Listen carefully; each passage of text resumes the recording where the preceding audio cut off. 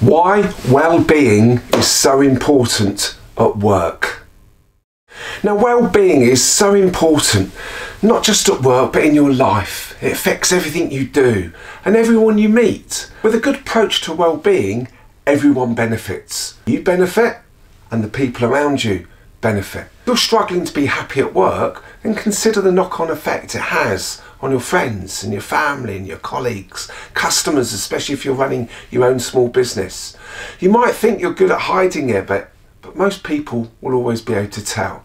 Consider your well-being and make adjustments accordingly.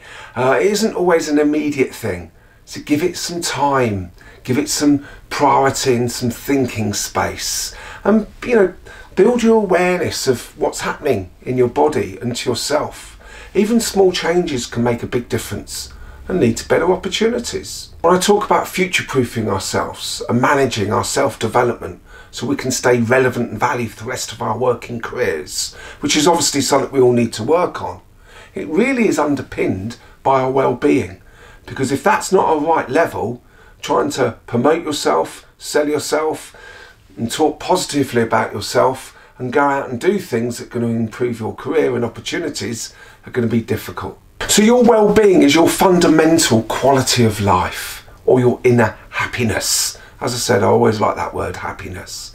It's the resilience within you to deal with different situations and challenges. And I think we're all going through a fair few of those these days.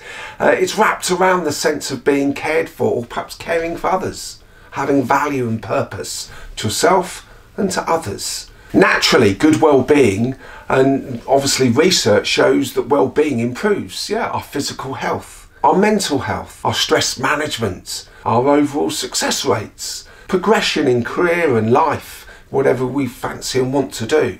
Creating a good environment so people want to work with you and be with you and spend time with you. That is something that I think we often forget. Now, it's great to see that you're still with me on the video. In the description box below, there is a free download on how to manage your self-development and future-proof yourself for the rest of your working career. Good well-being means that you're good at communicating. You're going to have high efficiency and effectiveness levels. You're going to be self-motivated and wanting to do things. You're going to be proactive rather than reactive.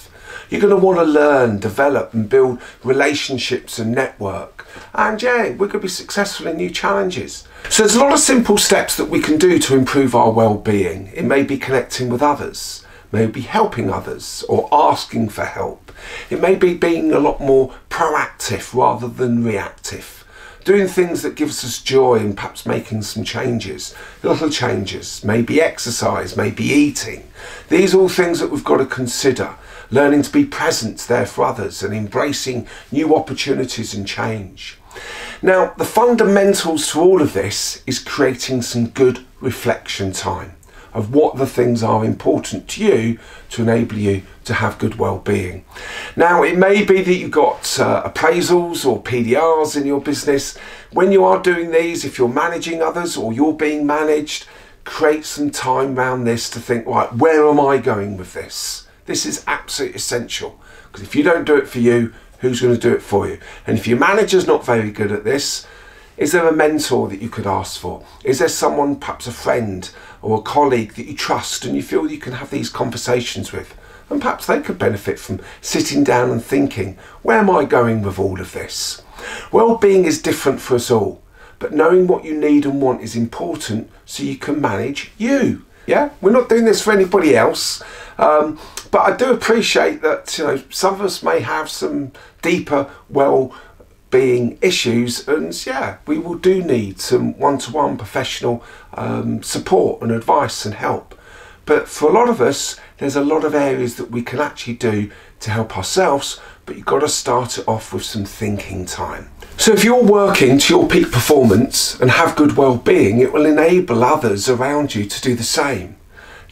Think about what it means to your team, what it means to the business. Happier team, colleagues and customers. Sounds good, hey? More effectiveness all round.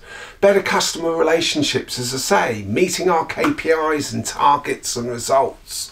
How will well-being help you at work? Salary increase, more responsibility, new career opportunities, or total changing career. Yeah, it's time for us to take control of our well-being and decide which way do we want to go with this. We're all individuals, all have different needs and all see things from different perspectives. So thank you for watching. Please like, please subscribe, and naturally please do get in contact if you've got any questions.